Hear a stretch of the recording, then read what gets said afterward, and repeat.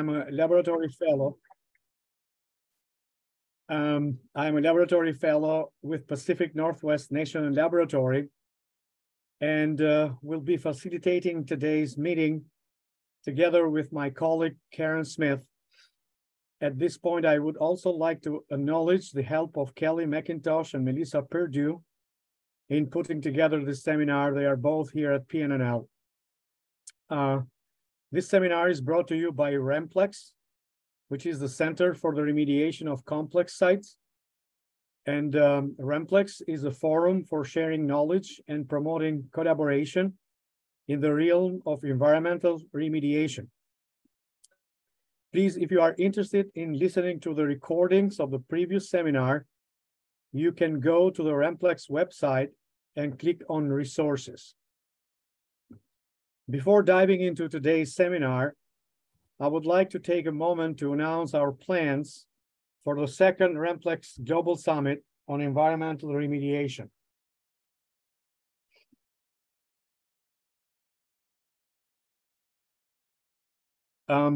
This will be a hybrid in-person and virtual event, and will be held in November 13th through 17th here at PNNL in the Discovery Hall. Our Global Summit provides a forum for examining the challenges, the barriers, and innovative solutions for successful remediation and long-term stewardship of contaminated sites. Please mark your calendars and plan to join us in the Global Summit. We are currently asking for suggestions for technical topical sessions, case studies, and panel and/or table discussion topics to include in our program. So you will have a chance to provide your ideas when you complete the survey at the exit of the seminar today. Now I'm turning back to the seminar today. We have 3 outstanding speakers today, and our topic is chlorinated solvent remediation as a Petro-Processor at the Petro-Processor Superfund site in Louisiana.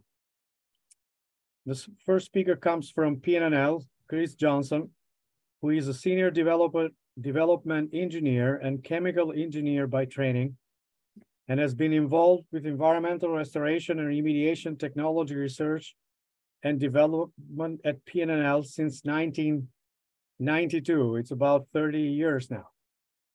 Chris has designed and implemented multiple bioremediation systems for the treatment of hydrocarbon and chlorinated solvents. In addition, he has developed RT3D, a ground transport model, and a number of other remediation decision support tools, such as the soil vapor extraction end state tool for federal agencies, including the Department of Energy, Department of Defense, and Environmental Protection Agency. The second speaker, Dr. William Moe, is a professor in the Department of Civil and Environmental Engineering and holder of the Marvin Rex Clement Professorship in the College of Engineering at Louisiana State University, where he has been on the faculty since 1999. Bill is a licensed professional engineer, has more than 25 years of experience in the area of biological waste treatment. He has authored more than 60 journal papers and book chapters in the areas of biotransformation and fate of environmental contaminants, environmental microbiology, bioremediation, wastewater treatment, and application of molecular techniques for studying microbial communities. Our third speaker is Peter Lee, who is a certified professional hydrologist, registered professional geologist, and a water well contractor with 34 years of environmental and geological technical experience. Pete has extensive experience in DNAPL and chlorinated hydrocarbon investigations and remediation, as well as management of CERCLA and RECRA projects. He has been associated with the Petro-Processors site since 1991 and is a founding member of EcoScience Resource Group since 1999. Now, the seminar today will consist of a presentation by the speakers, followed by a Q&A and discussion session where we can delve into your questions and specific aspects of the work. For that reason, we encourage you to submit questions and comments for our speakers in the chat box during the presentation for inclusion them in the Q&A portion of the seminar. For your information, this seminar is being recorded, and this recording will be made available on the RemPlex website. Please mute your microphone during the presentations. And now I have the great pleasure of turning it back to Chris Johnson from PNNL. The floor is all yours, Chris. Great, thank you. So I'll bring up the presentation here. Here we go. So thank you for joining us today. We're excited to talk about the Petro-Processors site, the work we've done here. So we're going to go through and talk about some of the challenges at this site and how we've approached those. And really, this is the challenges is a multi-component chlorinated solvent site with DNAPL and dissolved phase contamination, and it's in complicated geology. And our understanding of this site has really evolved over time. So our approach was really to use molecular biology tools, numerical modeling, and field engineering to define, design, and implement in-situ treatment to address the contamination. The impact was integrated application using multiple types of data and lines of evidence to achieve effective source control and dissolved phase plume treatment and control. So today we'll give you an introduction to the Petro-Processors site, how it came to be. There's actually two operable units there, so I'm going to touch on the Brooklawn operable unit briefly, kind of give it a quick overview of that. And then we're going to dig more into the scenic operable unit and talk about its conceptual site model, looking at remedial alternatives, how the microbial characterization was used, and then actually implementing a remedy and talk about the remedy performance. And then we'll wrap up with some lessons learned. And this really shows how a collaborative multidisciplinary team was able to characterize the site, define the conceptual model, and then go through the process of designing and getting approval and implementing a remedy. So it's a good case study for a complicated site. So Petro-Processors Superfund sites, like I said, has the two operable units, Brooklawn and Scenic. It's located north of Baton Rouge. And these are sites where mixed petrochemical wastes were disposed. The Scenic site was a waste pit. It's essentially a borrow pit for the highway construction and excavated feature. And then the Brooklawn site had multiple waste pits in alluvial sediment and up in a bluff area that's adjacent to the Mississippi River floodplain. To give you a little sense of the timeline, work started in 1962 with disposal at the Scenic site. By 1968, Brooklawn site was opened and materials started to dispose there. And disposal ceased by 1978.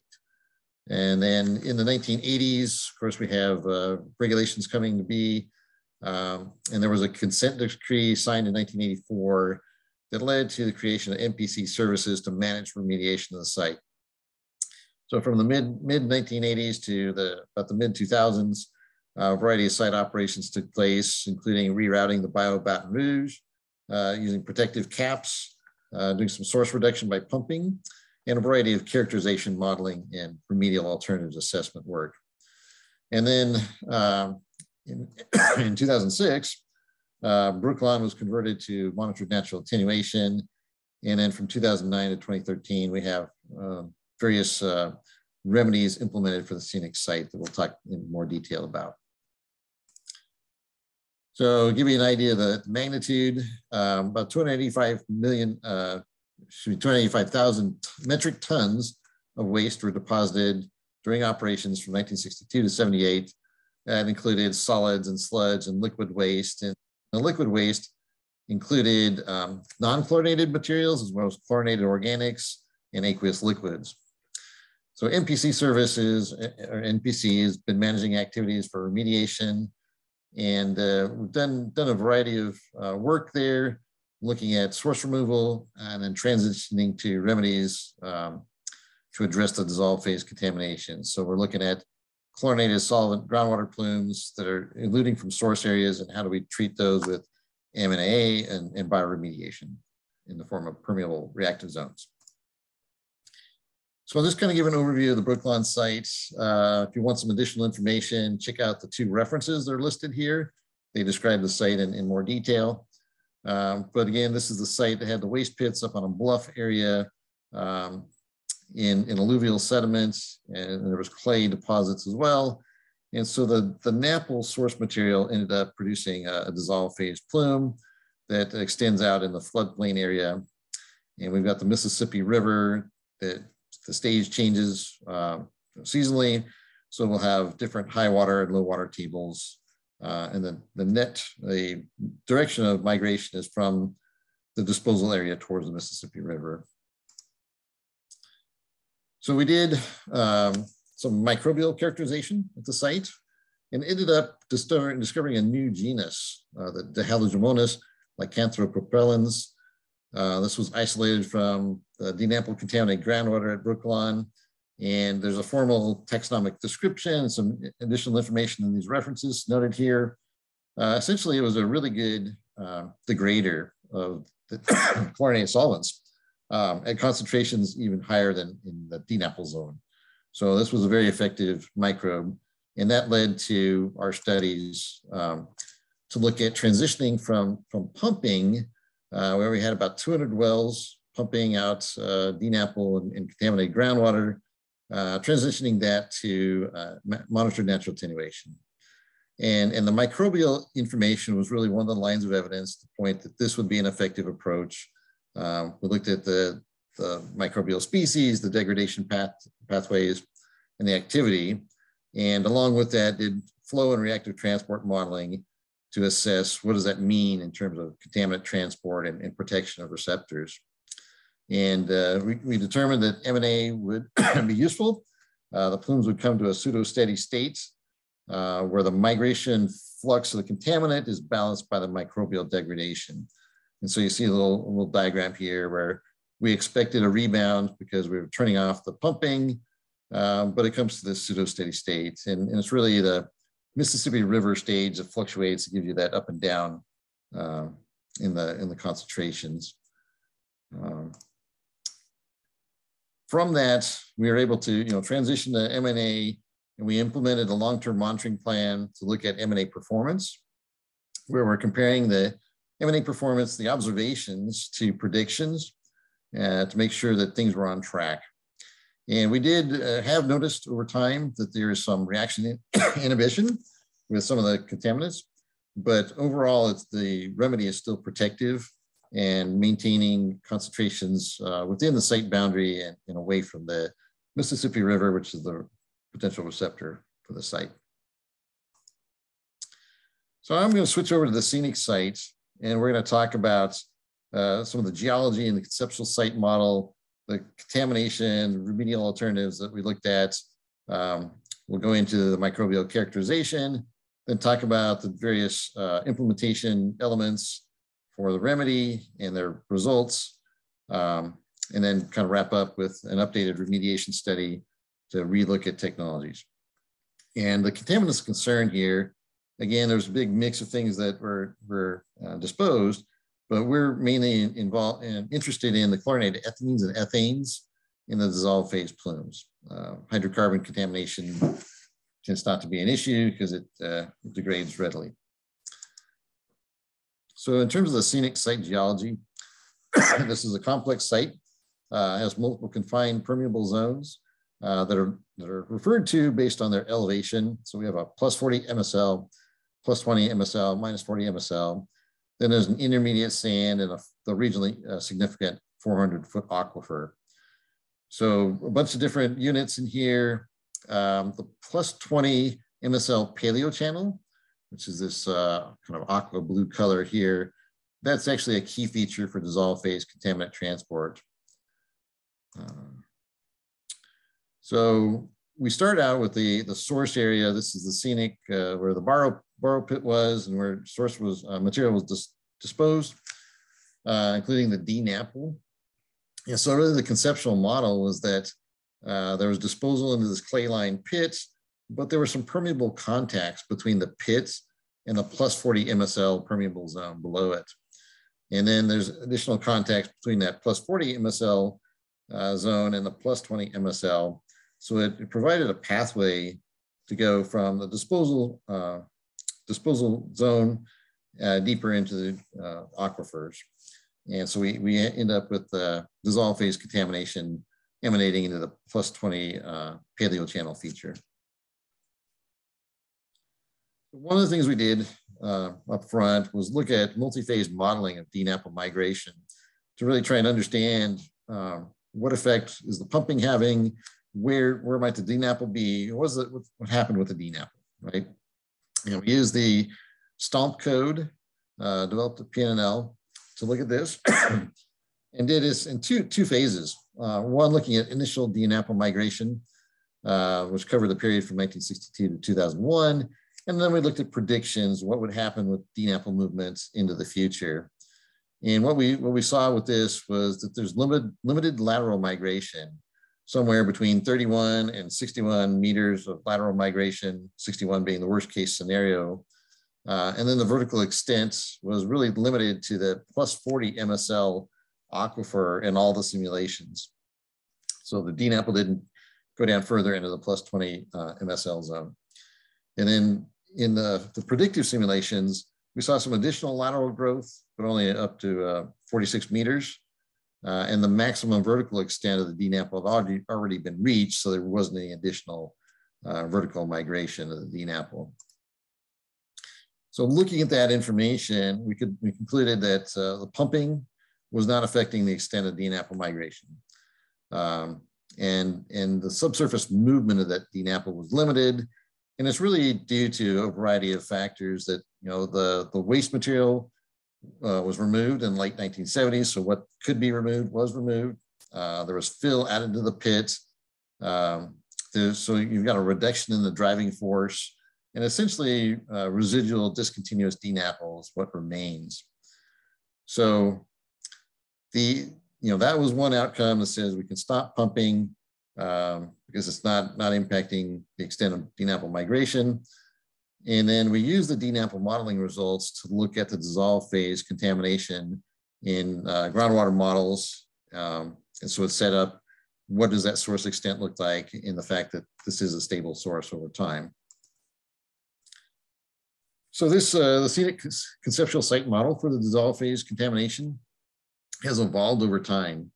We had some initial information, so you can see kind of the progression down here at the bottom. The initial information said, here's what the extent looks like, and we had information that pointed in the flow direction where it looked like contamination was moving. And then as we did additional characterization through wells and cone penetrometer points and doing some seismic surveys, we're able to actually identify the geology better and define this paleochannel feature. And then of course we did groundwater concentration data that helped define the extent of the plume.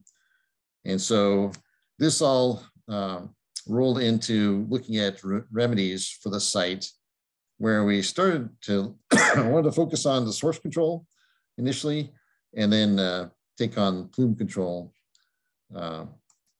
afterwards. So we did look at remediation studies. We did a remediation study to look at different technologies.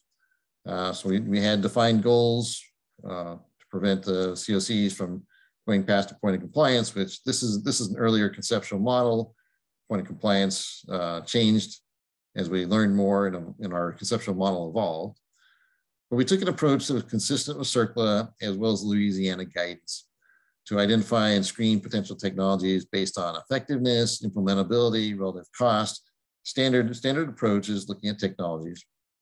And we put together a suite of remedial alternatives to consider using the 9 CERCLA criteria. So those remedial alternatives included methods to reduce the flux of COCs coming out of the source area, including such things as the permeable reactive barrier, doing actual volumetric bioremediation in the source area, and hydraulic containment, as well as some other options. For the enhanced attenuation of the plume, we looked at plume bioremediation, permeable reactive barriers, and actually considered pump and treat as well. So our key initial conclusions from doing this study and looking at these options was that we can't just reduce the source and meet goals. We had to have plume bioremediation, and that did meet goals. But the source control does facilitate our objectives in terms of treating the plume and affects the remedy time frame. So that's where we came to. And then I'm going to turn this over to Dr. Moe, who's going to talk about the microbiology. All right, thanks, Chris. So the conceptual model of microbial dechlorination for the system that was ultimately adopted at the scenic site was based on the fact that there are some specialized microorganisms shown over on the right that are labeled as dechlorinating bacteria that can transform halogenated alkanes and alkenes ultimately into non-hazardous dechlorination products. It turns out that there's a bit of a need for a supporting cast because the dechlorinating bacteria rely on other bacteria to produce their electron donors. They're picky eaters, so to speak, utilizing either hydrogen or formate as the only electron donors.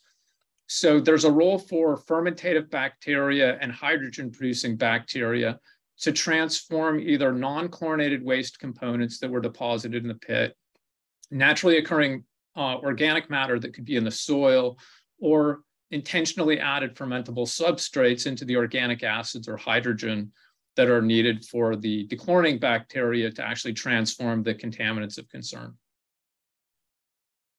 Next slide. All right, so the reaction pathways that were considered for the model define some reaction pathways and the rates of those reactions based on things that were known in the literature and some microcosm studies that were conducted. The microcosm studies were done with halogenated alkenes, as shown on the lower left there, and it was demonstrated that the microbial communities were able to transform tetrachloroethene, PCE, into ethene under controlled laboratory conditions. Now, if you look at the right-hand panel, the anaerobic dechlorination pathway for PCE transforming into DCE, vinyl chloride and ethene is shown in the pink boxes, and probably most people are most familiar with that. One thing that's unique to the Petro-Processor site is that in addition to having the more conventional chlorinated ethenes, they also have high aqueous phase concentrations of the halogenated alkanes that are shown in green.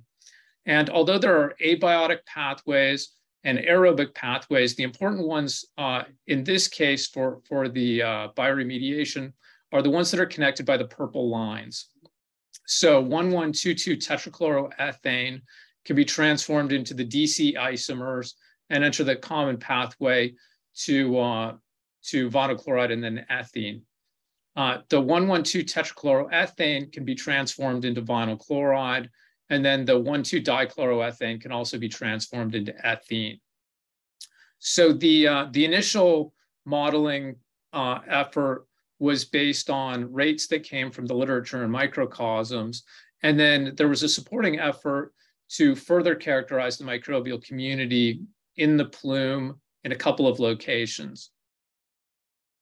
Next slide. Okay, the microbial characterization involved both a DNA-based approach that has now become very mainstream. And one of the things that I think was unique about the site here is that it also involved a culture-based characterization. So to walk you through the big picture of what we did, we collected site groundwater from the plume area, and then we characterized it using DNA-based techniques by extracting and purifying the DNA, using PCR with universal bacterial primers targeting the 16S ribosomal RNA gene to get a picture of what was in the microbial community. We also applied PCR and qPCR with genus-specific primers, and then sequenced products targeting uniquely Dihalogenemonas and Dihalococoides.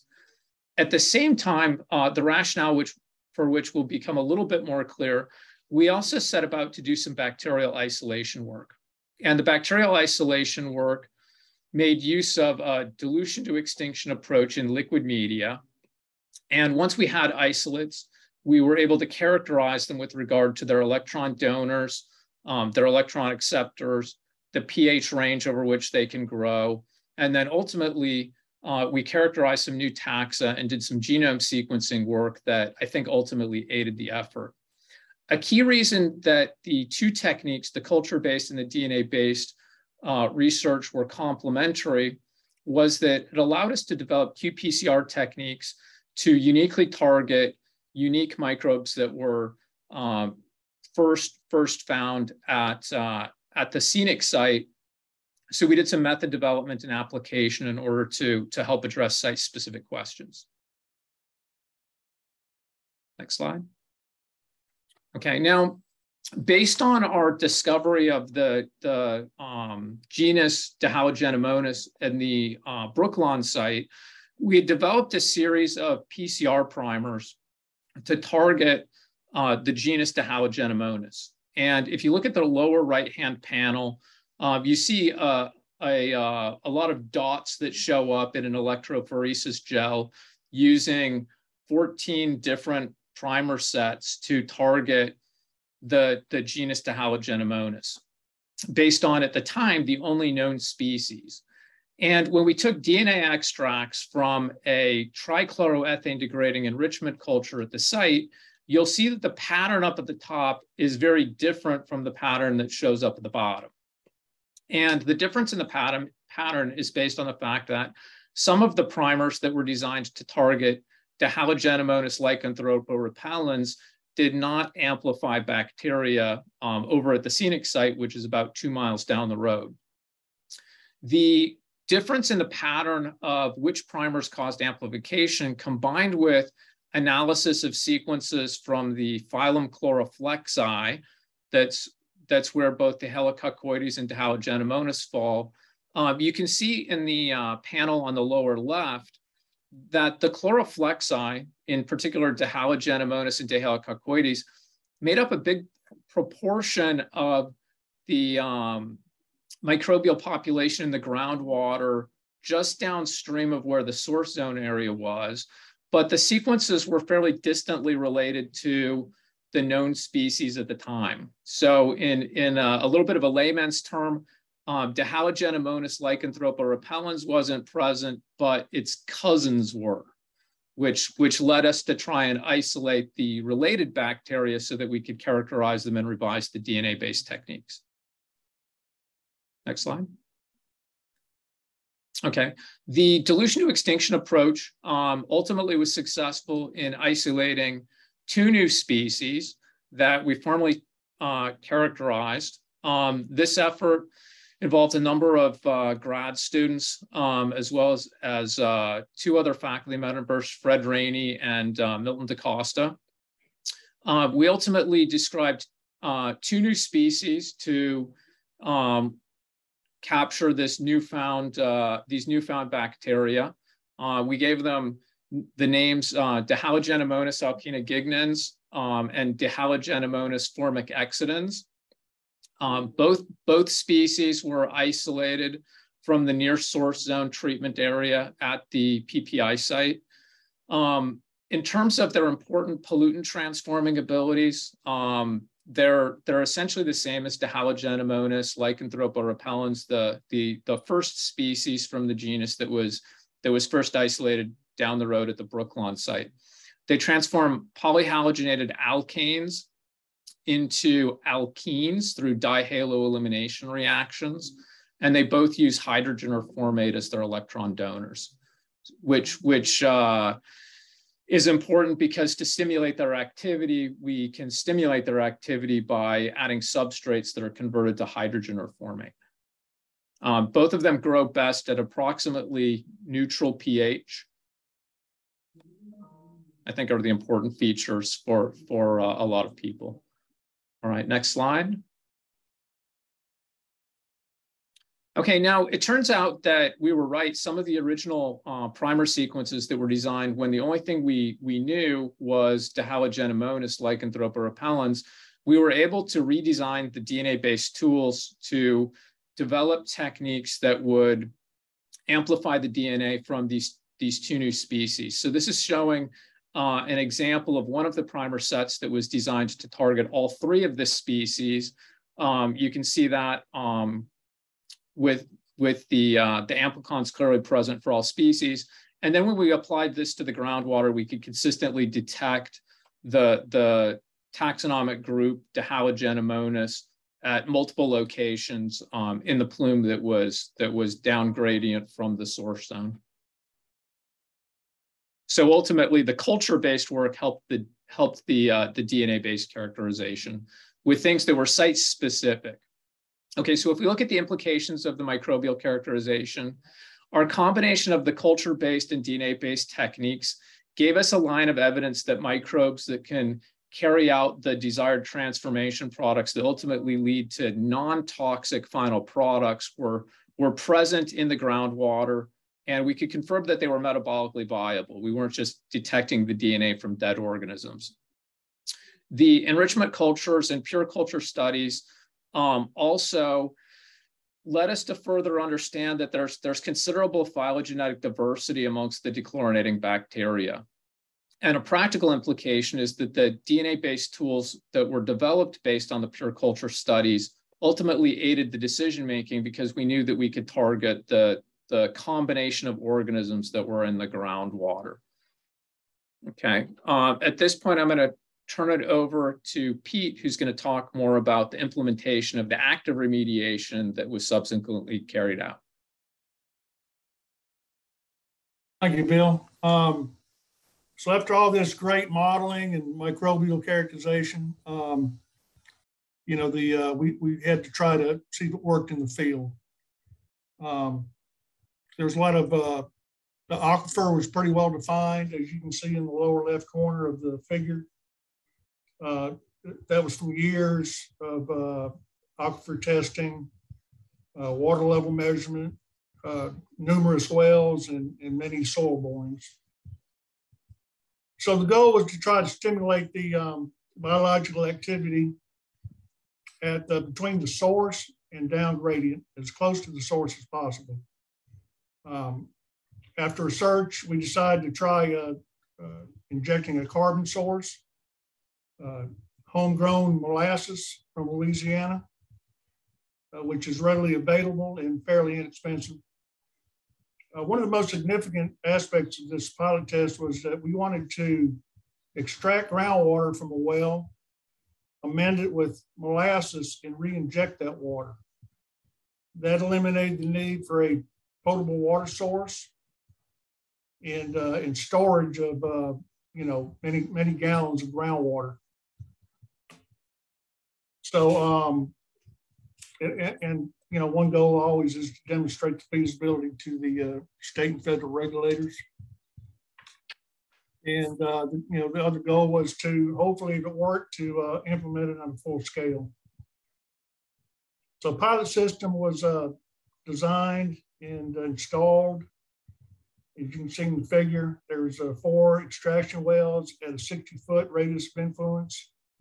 Again, that was determined from the groundwater modeling and aquifer testing. And then there was an injection well in the center of the circle of extraction wells. So the pilot test was installed in 2008. That was one of the first applications, in my experience anyway, was use of sonic drills to install the wells. We had previously used mud rotary drilling and hollow stem augers. Sonic drilling was great, worked very well. And so in order to perform the test, a pump is installed in the extraction well. A header was fabricated to add the molasses, and then the water is discharged into the injection well. Tracer test was done just to try to assist in determining the radius of influence. Molasses injection was performed in 2009. And then these wells were monitored, sampled, monitored afterwards. Next. These are just photos of the injection system. These are fairly recent. As you can see, the trailer with the roof actually is removable for transportation on the highway. You know, the extracted groundwater passes through a header in there, and molasses is added, and then it's pumped into the injection well. Of course, there's a lot of other bells and whistles and meters and alarms in the system. You know, we have alarms for you know, anything. For instance, if pressure gets above 25 psi in the injection well, alarm goes off, and we generally stop pumping into that well because the formation is getting overpressured. To the right there is a little control room, and you can see on the right picture there the layout of the wellhead. Next. So this is Dr. Bill's kind of stuff here, but basically what this shows is that microbial activity in the blue is increasing while the two of the parent compounds, 1,1,2 TCA and 1,2 DCA, are actually reducing in concentration, which kind of told us that, you know, degradation is working with the stimulation of the bacteria. Next. So after monitoring the injection and extraction wells, they were compared over time to the upgradient monitor well between the source and the pilot system, which is to the right. It's well 17B. As you can see, there's very little change over time, as opposed to the down gradient wells involved in the pilot scale test. You can see significant reduction in both parent compounds and some increase in daughter compounds, as shown by the green arrows. After 7 months, the TOC, which is, you know, result of the injection of the molasses, was still pretty high, 93 milligrams per liter. What we did find was that the pH was fairly low. And so we decided to try adding a buffer solution, bicarbonate, sodium bicarbonate, and without the molasses, just by itself. And we showed that even after the post-buffer addition, we still had a pretty high total organic carbon of 65 milligrams per liter, which was a good sign. Next. So, you know, the pilot test was very successful. We were able to provide hydraulic control and sufficient injection rates using the extraction injection method. There's no need to store any water and no need to use any water that's not already contaminated.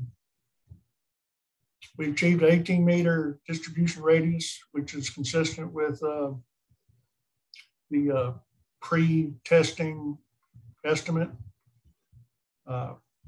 As shown in the previous slide, we had dechlorination at all monitoring locations, complete dechlorination in 2 wells, and then the production of cis, DCE, and BC at 1 location, which was expected, and then no further degradation.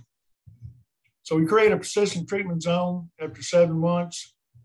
There didn't appear to be any decrease in permeability from injecting the molasses fluid into the groundwater.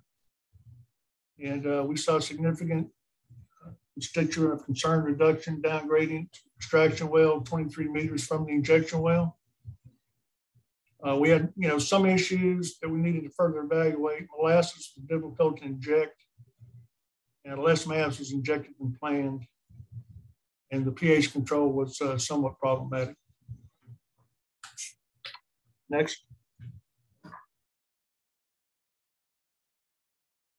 So we designed a full-scale treatment system or permeable reactive barrier. The primary zone is to the right, and the secondary zone is to the left. That was just to make sure we had no contaminants escaping the primary treatment zone. As you can see, it's perpendicular to groundwater flow direction. We started full-scale injections in April 2011. Took about 3 months in, it still takes about that same time. We injected 28.6 tons of molasses and into 8,100 cubic meters of groundwater. And then we started monitoring September 2011, have been monitoring ever since up through present. Next. So as you can see, the graphs on the right from 2009 prior to full-scale injection, and in 2020, after I believe 4 full-scale injections, you can see the COC compounds in 2009 were pretty high there at 17V and down gradient. And after the 4 full-scale injections, we had very little COC concentration, either in the treatment zone or down gradient treatment zone. We do have some, daughter compounds being generated, which is expected. The map on the bottom left shows isolation of the plume. That's tetrachloroethane. Trichloroethane. Concentrations, that's 5 parts per billion on the right, up gradient of the treatment zone. And you can see down gradient, it's been isolated. There's separation of the plume. We think all this treated water as it travels down gradient will continue to degrade the COCs.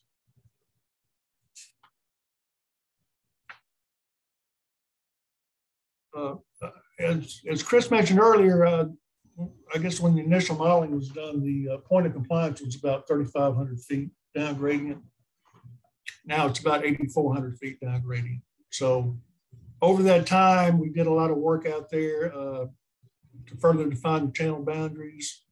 We used a lot of DPT groundwater samples and used a cone penetrometer to define the geology, specifically the channel boundaries and depth and geometry.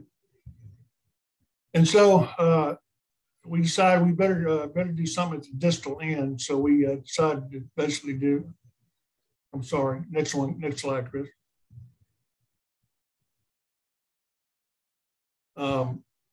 We decided we'd have to do the same thing at that end to try to stop it from going any further.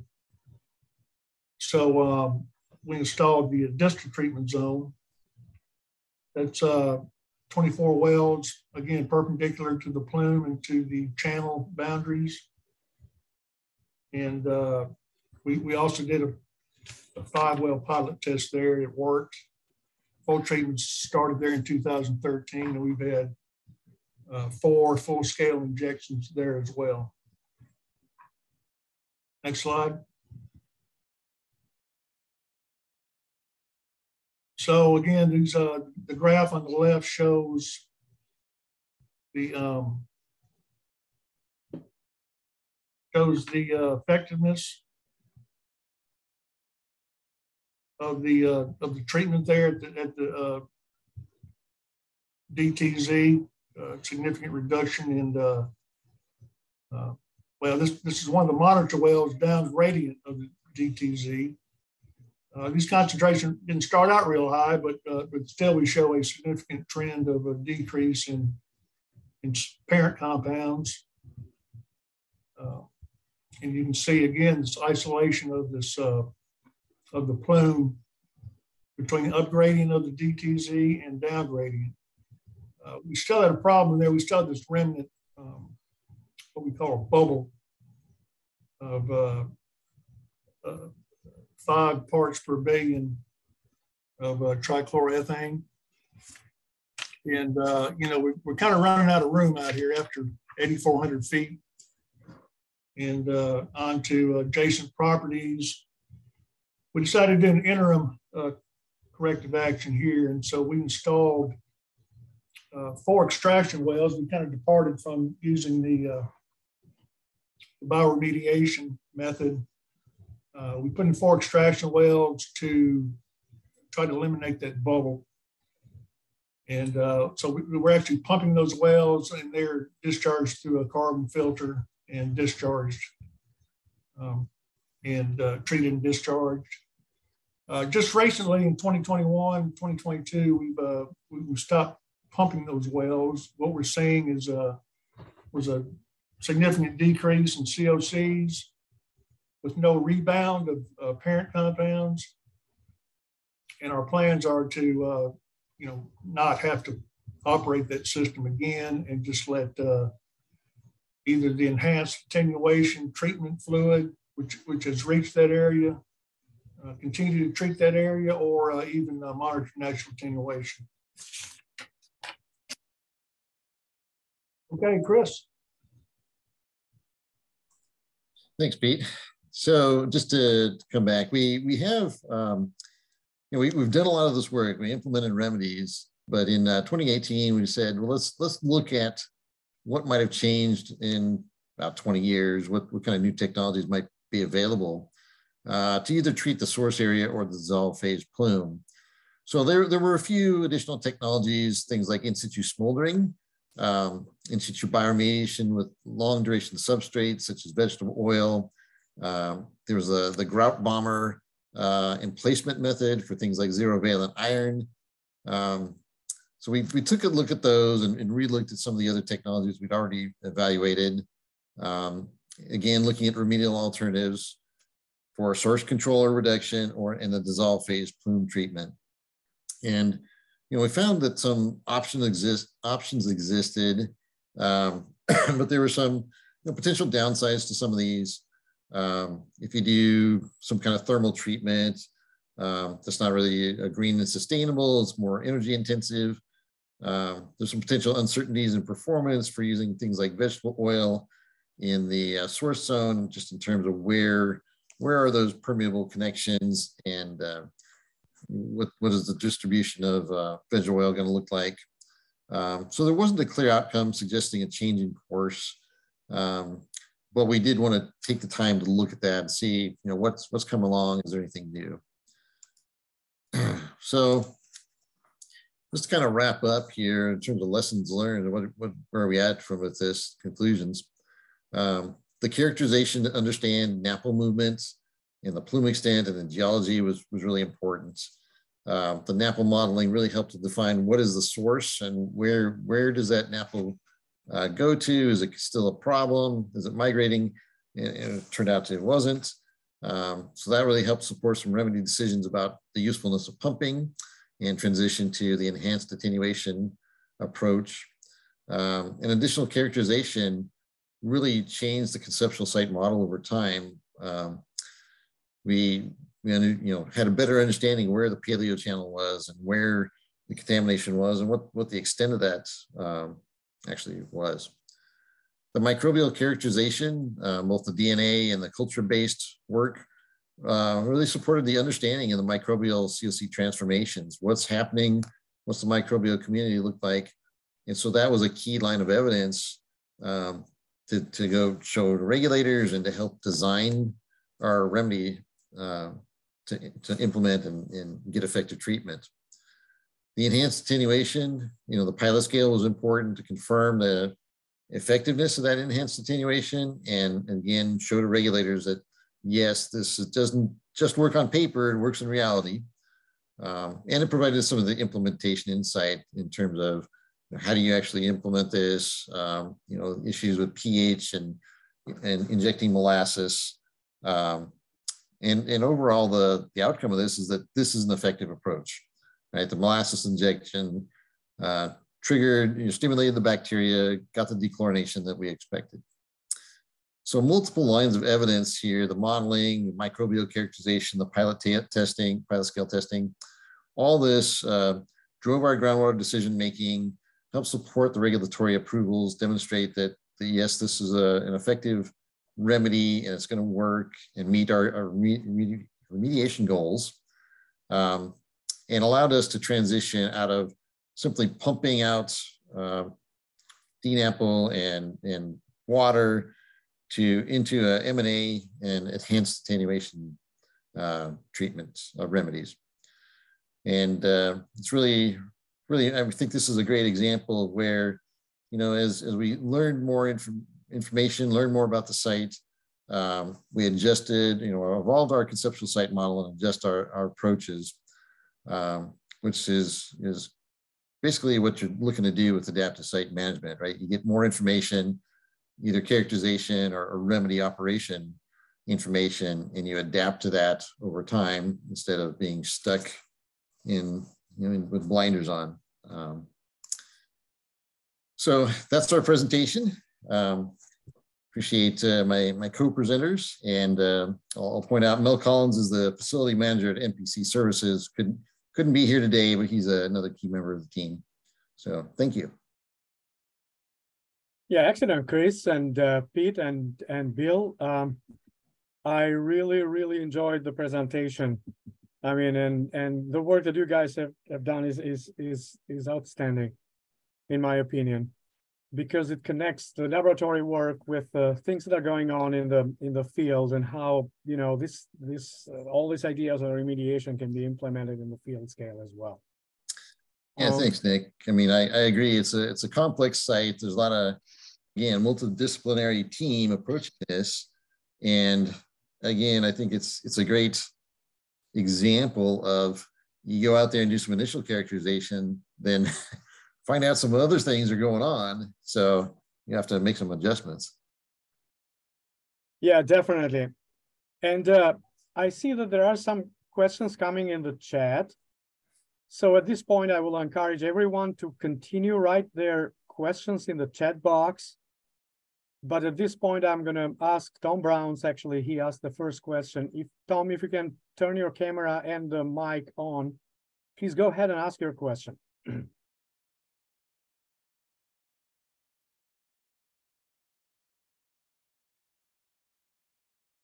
Sorry, Nick.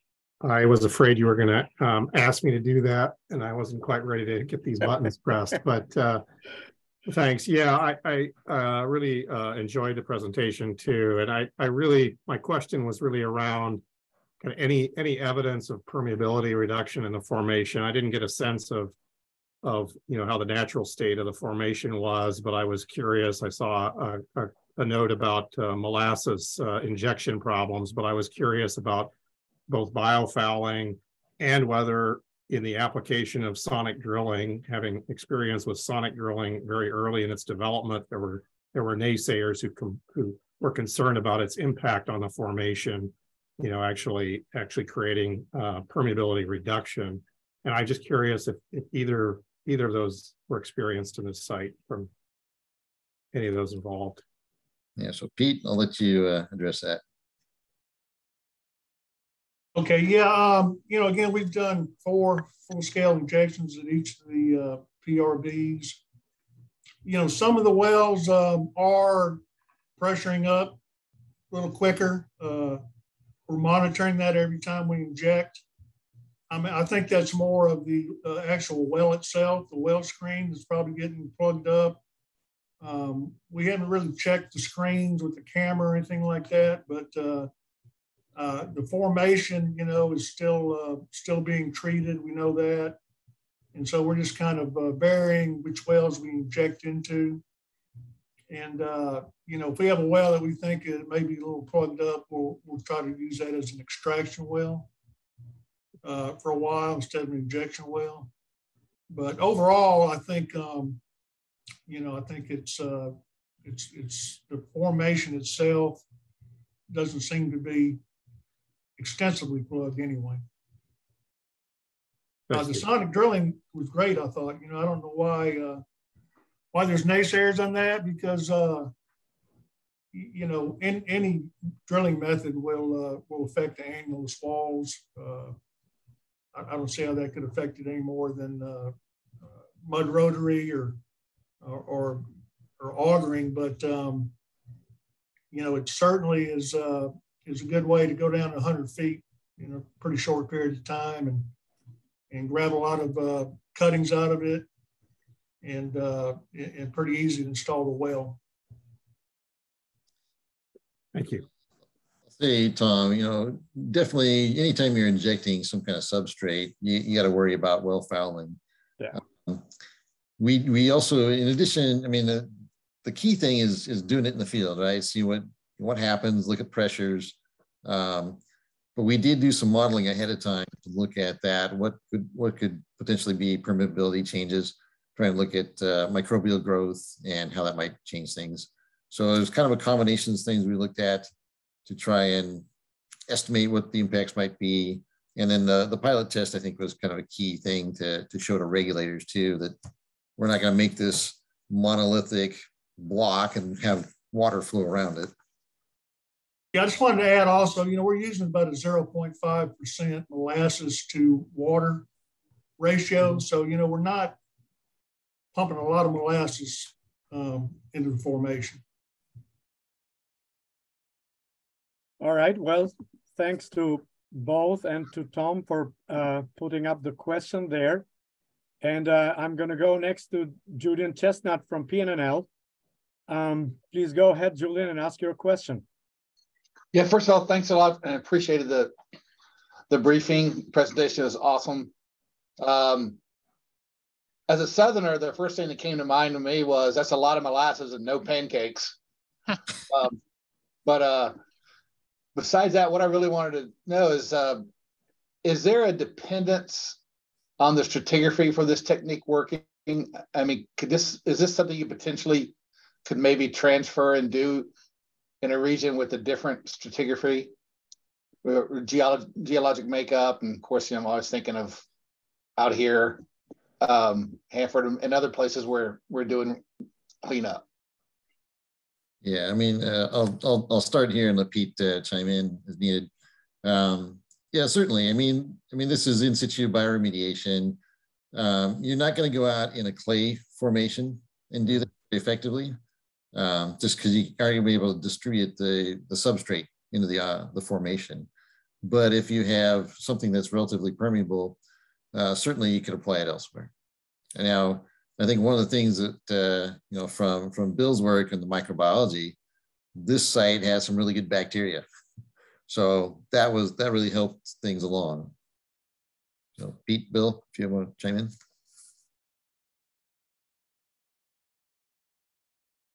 Yeah, no, I think that's hitting the nail on the head, Chris. You know, the indigenous microbial community was well adapted to transform the COCs at the site. It was very helpful that there was like some reasonably coarse sand to move the water through.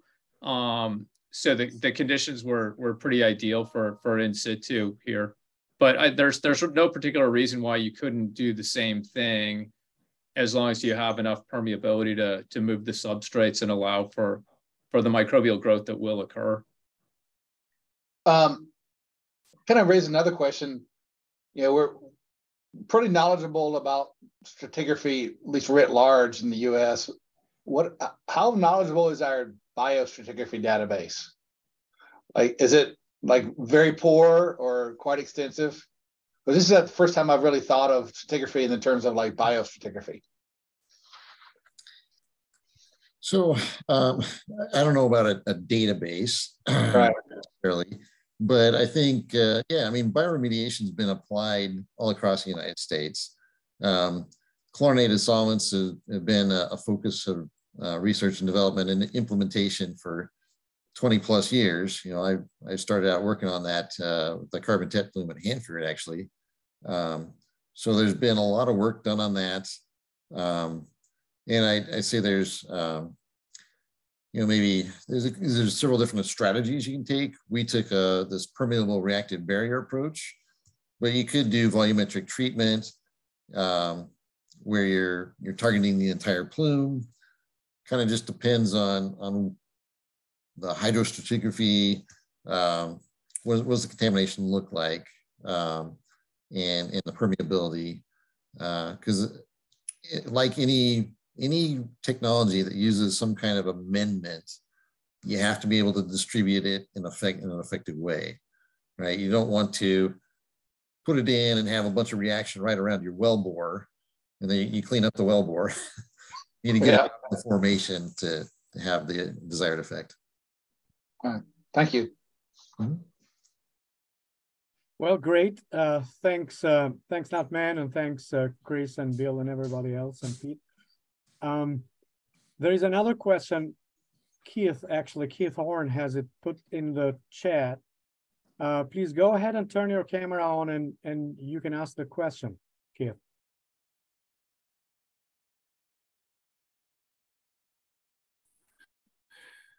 Hi, we'll pass on the camera, but I just wanted to point out that, you know, while enhanced natural attenuation is great here, I think that one of the things that we need to understand about it is the time scale we're looking at. When I first became the state regulator on the site, the off-site, channel and the time that we expect to treat it until we get under control was kind of, amazing to me.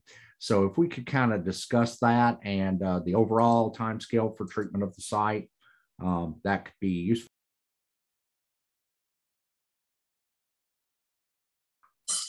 Yeah, Pete, you want to start, or you want me to tackle that? Go ahead. So I'd say, I mean, there's a couple of things, and let me see. I can maybe bring up a picture here to give you a little better sense. This one might be good here. So this kind of gives an overview of the site, and this is from the historical concentration data, but gives you an idea where the distal treatment zone and then the source treatment zone. So if I recall correctly, it's about with this layout, right? We're controlling the source, and that's important to cut off the continuing source of contamination. But we have all this contamination down the paleo channel feature. That's headed towards the distal treatment zone. And I think this is going to take about 30 years before this reaches that and is treated with the distal treatment zone. So it's definitely consideration. We have looked and are continuing to look at installing a medial treatment zone in the middle here to cut down on that time frame for the treatment. If you're out here doing volumetric treatment, right, pump and treat or bioremediation, you'd be installing wells all along the length of this, and could potentially clean this up faster. But there's challenges in terms of topography here. The Bio Baton Rouge goes through here, and there's a lot of gullies, and Pete can tell you about challenges of getting out there to actually drill wells and have access to the site. So we are looking at that. Do recognize that don't want to run this forever, and how can we reduce the time frame to finish cleanup? Yeah, Pete. Yeah, I think the the groundwater velocity is about 200 feet per year, so I think it's more like 50 years from the STZ to the DTZ. It certainly would be difficult to get out here. One of the things we would have to do would be to make sure that we treat the entire width of the channel. So there's areas we can get out there. We might get half of the channel plus 20 channel, and then we drop off into the floodplain of the Bayou Baton Rouge. And so, it's just difficult to design a system not impossible, but it's difficult to design a system that will encompass the entire plume and the channel, because we don't want to start injecting and pushing the plume somewhere else, you know. That answer your question?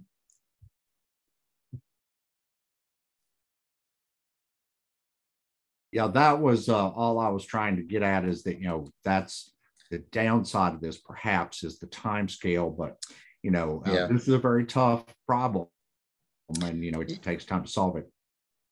On the positive side, it gives us. Yeah.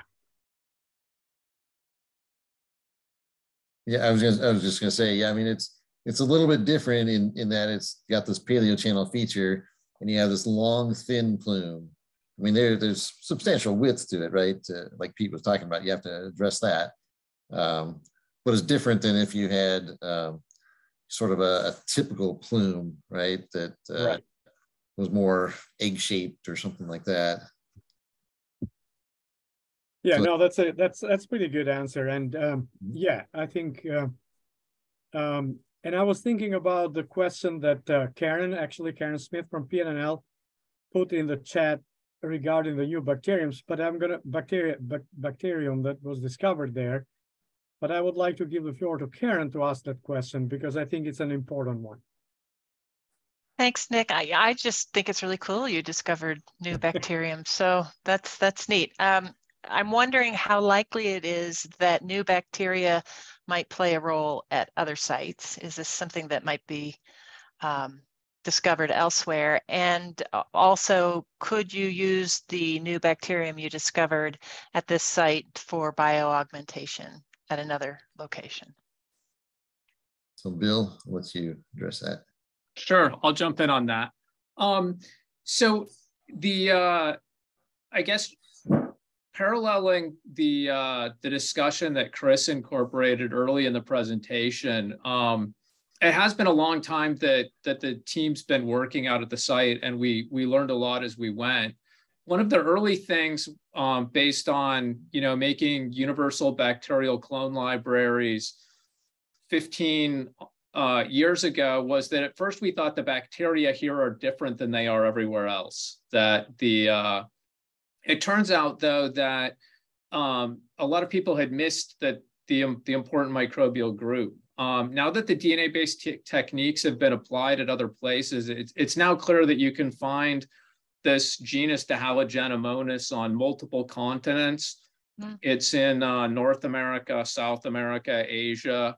I think that, you know, the enablement of developing the DNA-based techniques and knowing that the organisms are out there and being able to say with 100% certainty these things, you know, are able to transform these pollutants. In this case, it was nice because it was a bit of a customized solution of we were very sure that the techniques we were using were going to target the organisms that were present at the site. There's maybe a bit more uncertainty on what the best DNA-based techniques at other sites would be.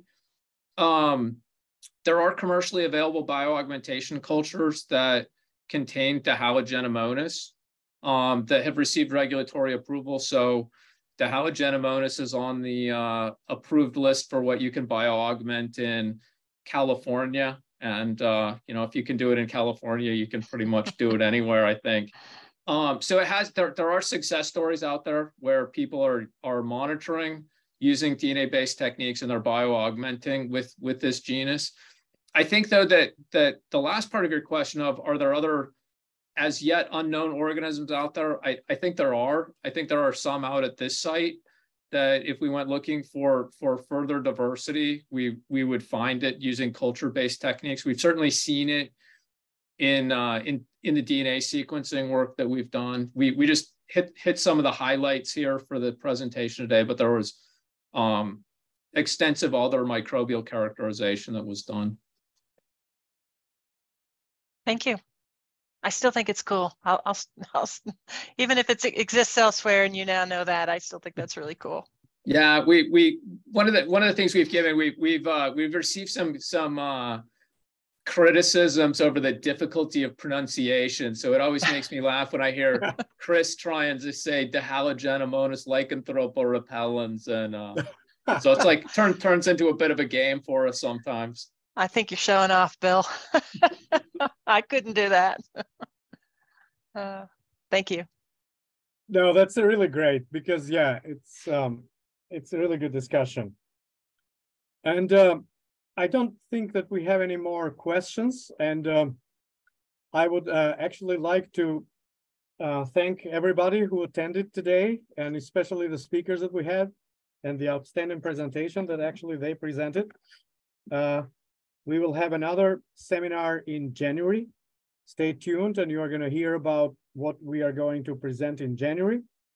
And don't forget about the summit. If you guys have anything to propose or to interact with us, just feel free to shoot us a message and we'll be happy to address those questions. Well, thanks again, everyone. Thank you. Bye-bye. Thanks. All right.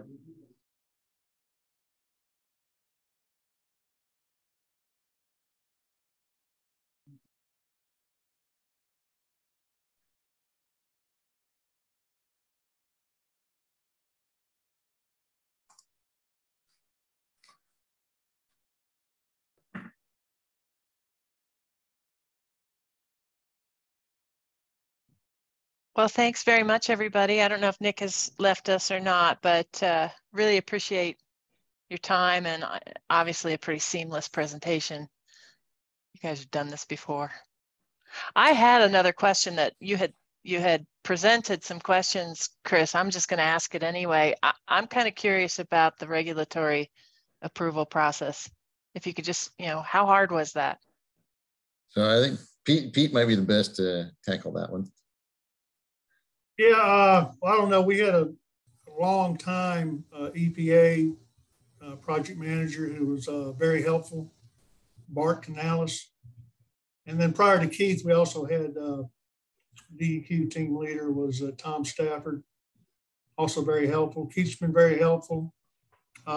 We've got new EPA project managers and they've been helpful so far. So, they're receptive to new ideas and so that helped a lot.